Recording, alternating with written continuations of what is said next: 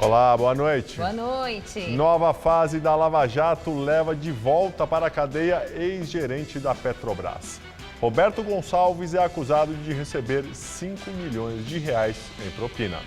Presidente do TSE, ministro Gilmar Mendes, afirma que a corte começa a julgar chapa Dilma Temer na próxima terça-feira.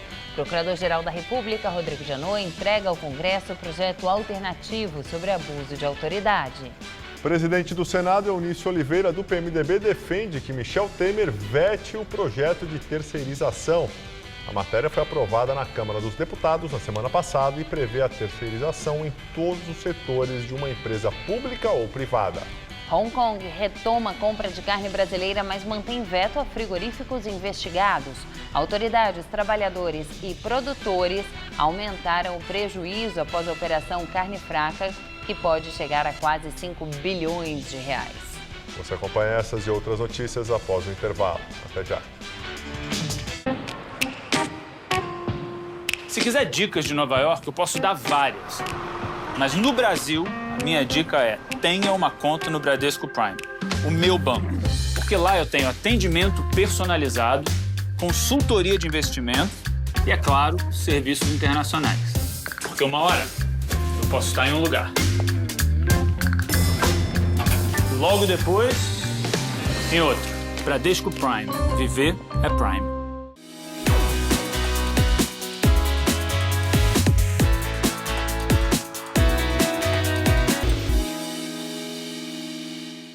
Eu acho que o curso de jornalismo da Casper certamente me ajudou muito na profissão. Principalmente no início da carreira, o jornalista encontra situações completamente diferentes. Um dia ele cobre o governo do estado, no dia seguinte ele cobre polícia, no outro dia ele cobre um movimento social. Esse caráter generalista do conhecimento do jornalista é muito importante. Então a formação dele tem que acompanhar esse trabalho, senão fica uma coisa técnica e fria demais.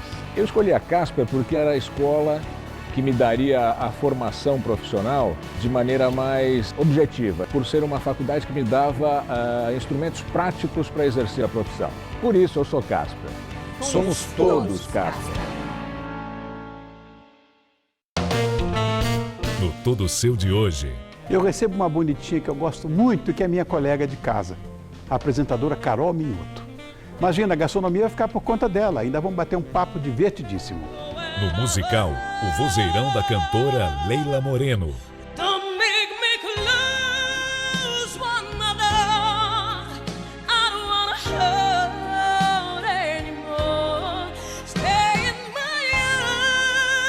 Fica comigo que o programa está impecável.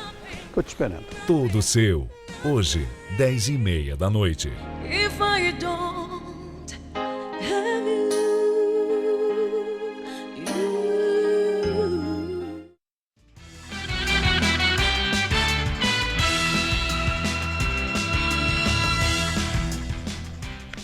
A partir de amanhã, em São Paulo e em mais 38 municípios da região metropolitana, o sinal analógico de TV será desligado.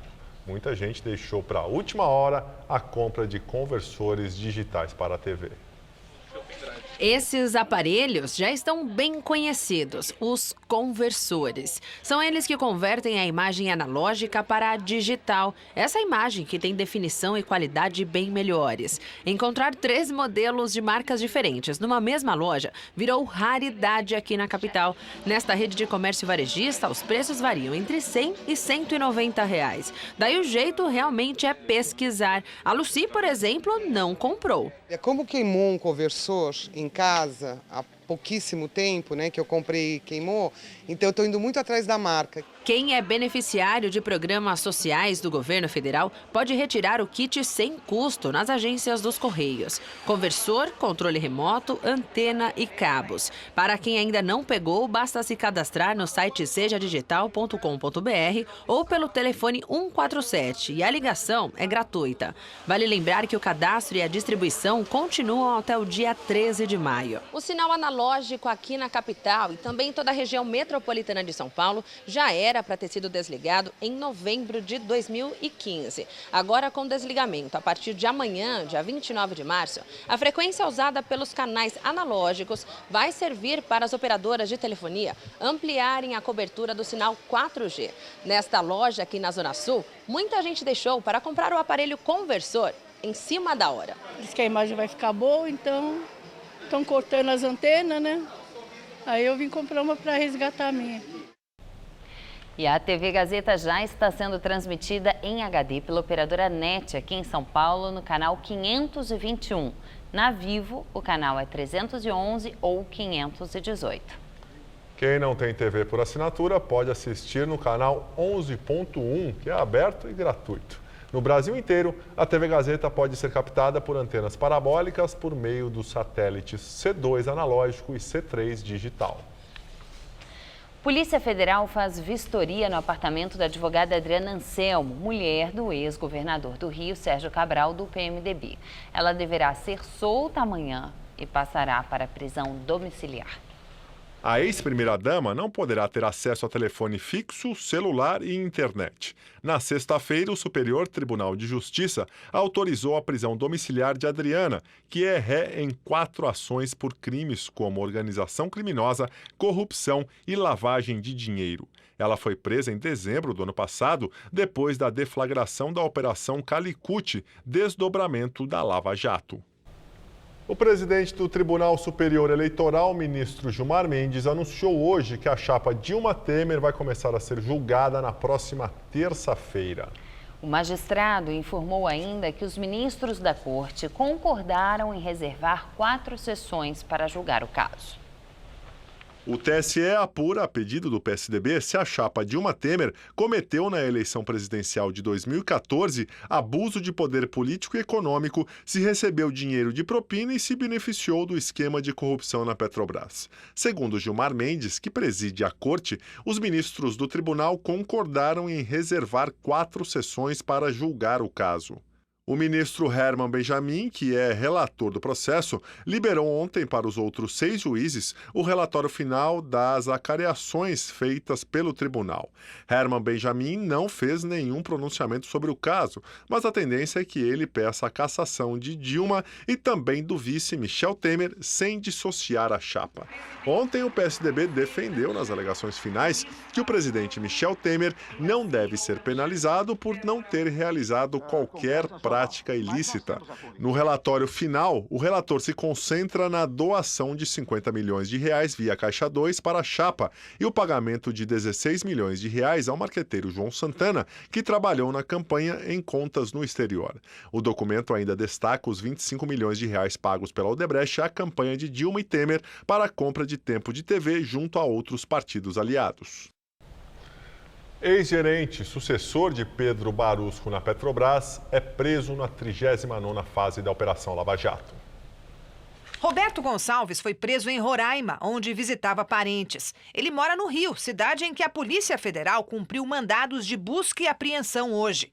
Gonçalves teria recebido 5 milhões de reais em propina no contrato do Complexo Petroquímico do Rio de Janeiro.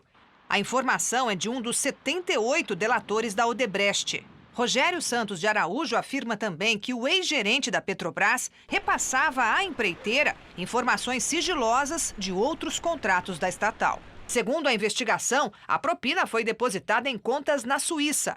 A partir de 2014, depois que a Lava Jato foi deflagrada, parte do dinheiro foi transferida para a China e Bahamas.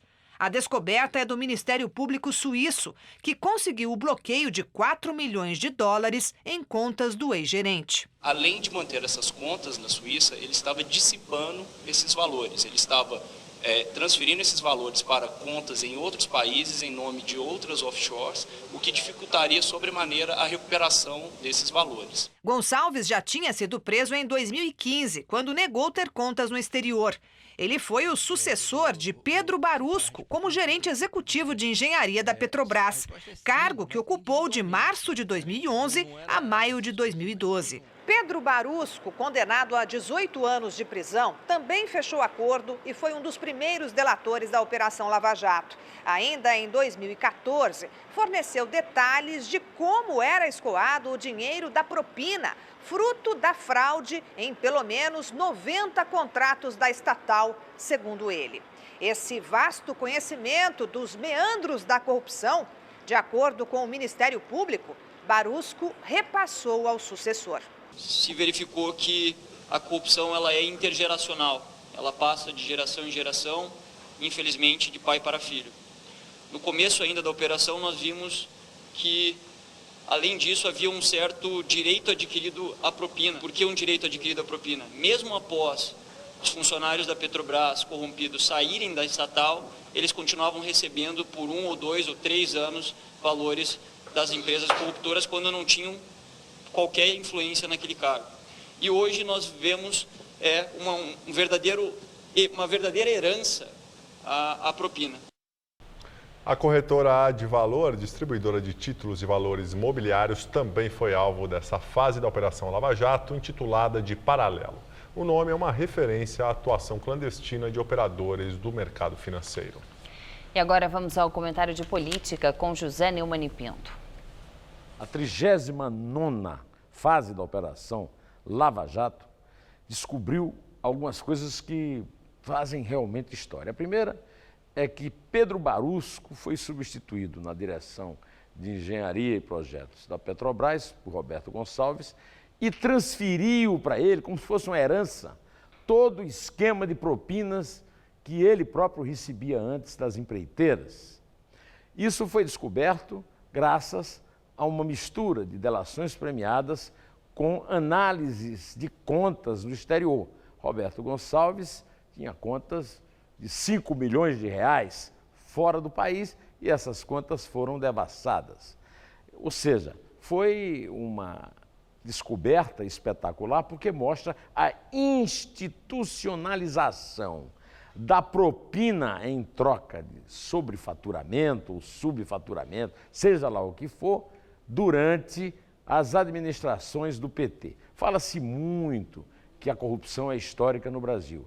E é, mas ela nunca teve esse caráter de passar, segundo o promotor, de pai para filho, na verdade do ex-gerente para o próximo gerente. A outra coisa importante é que Pedro Barusco é identificado com a gestão do Lula, mas o Roberto Gonçalves entrou no lugar dele na gestão da Dilma, ou seja, compromete a Dilma e a sua amiga Graça Foster. Bom, a Lava Jato não para de nos surpreender, não é verdade? É sempre de pior a pior, como a cantiga da perua. Bom, eu volto quinta-feira, direto ao assunto, espero você aqui. Em té. Hong Kong retoma a compra de carne brasileira, mas mantém veto a frigoríficos investigados. Hoje o Senado discutiu os impactos da Operação Carne Fraca.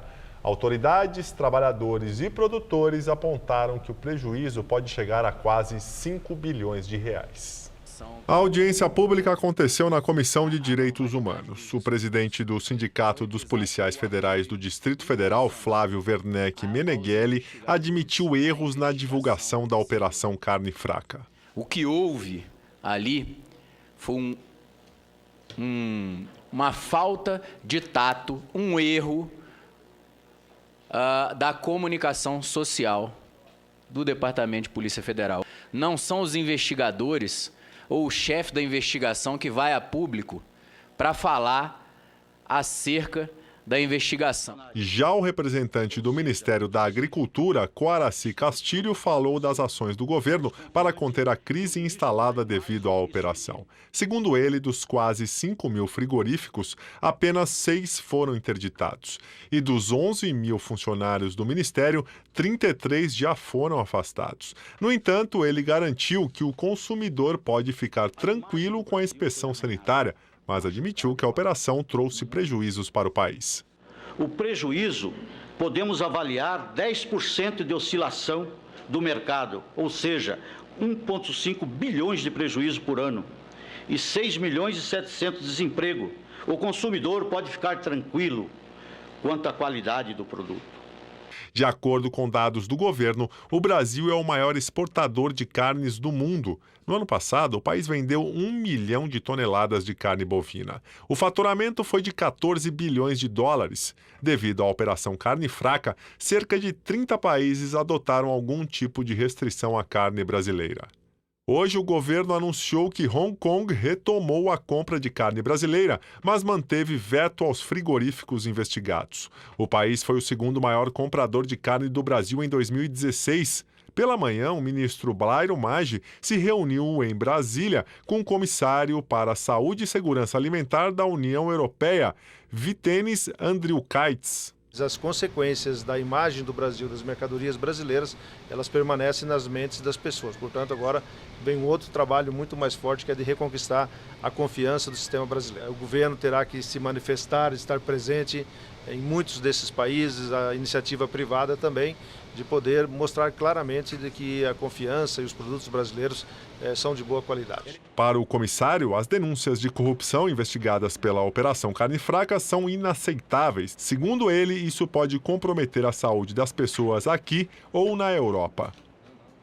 O juiz responsável pelos processos da Operação Carne Fraca determinou agora à noite fiança de R$300 mil para a soltura do executivo da BRF, André Luiz Baldissera.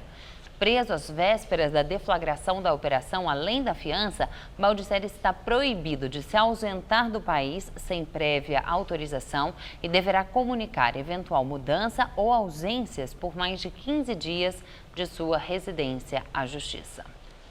Procurador-Geral da República, Rodrigo Janot, entrega ao Congresso o projeto alternativo sobre abuso de autoridade. Entre os pontos do projeto entregue por Janot está a não criminalização de divergências de interpretação de uma lei ou fato. No texto, que já está em tramitação no Senado, a defesa pode processar um juiz de primeira instância que condenar seu cliente caso a segunda instância o absolva. Já o texto entregue pelo procurador não tem essa parte. O projeto, atualmente em tramitação no Senado, é de autoria de Renan Calheiros, do PMDB, investigado pela Operação Lava Jato. Nós, do Serviço Público, trabalhamos de forma responsável. Acho que nenhum de nós tem medo de uma lei de abuso de autoridade. Janot disse ainda que conversou com o presidente do Senado, Eunício Oliveira, do PMDB, sobre as 10 medidas anticorrupção. O conjunto de propostas foi desfigurado durante votação na Câmara dos Deputados e deve ser encaminhado ao Senado nos próximos dias. Os investigadores apontam que a mudança feita pelos deputados seria uma retaliação à Lava Jato. É chegada a hora também da matéria voltar a ser discutida e que possamos caminhar nas propostas feitas por essa iniciativa popular. O presidente do Senado, Eunício Oliveira, do PMDB, defendeu que o presidente Michel Temer vete o projeto de terceirização aprovado na Câmara dos Deputados na semana passada. Segundo o presidente do Senado, o projeto aprovado na Câmara dos Deputados na última quarta-feira é de 98 e precisa ser atualizado. Os reparos, segundo o PMDBista, viriam do projeto do Senado, que quer mudanças no texto discutido e aprovado na Câmara. A expectativa em Brasília é que Temer sancione a proposta dos deputados federais para evitar problemas com a base aliada na Casa, às vésperas do início das discussões sobre a reforma da Previdência. Eunício disse que, mesmo se o presidente da República sancionar o projeto dos deputados, a proposta dos senadores continuará percorrendo os trâmites normais da Casa. Não tenho nenhuma intenção de, ao receber o relatório do senador Paim, não dar o rito regimental que essa matéria tem. Eu não tenho nenhum outro compromisso, a não ser o compromisso que falei aqui publicamente para vocês da imprensa, para o Brasil inteiro, em relação a essa matéria.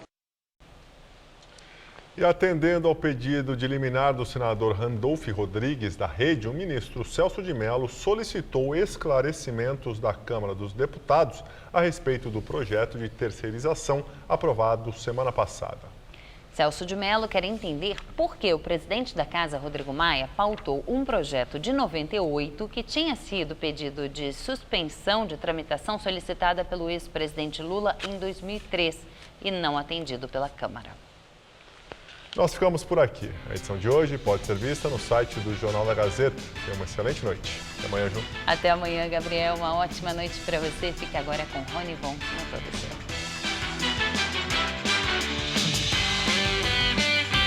O chefe Alan prepara uma receita prática no Revista da Cidade. Nesta quarta, 9h30 da manhã. Assista agora. Todo seu.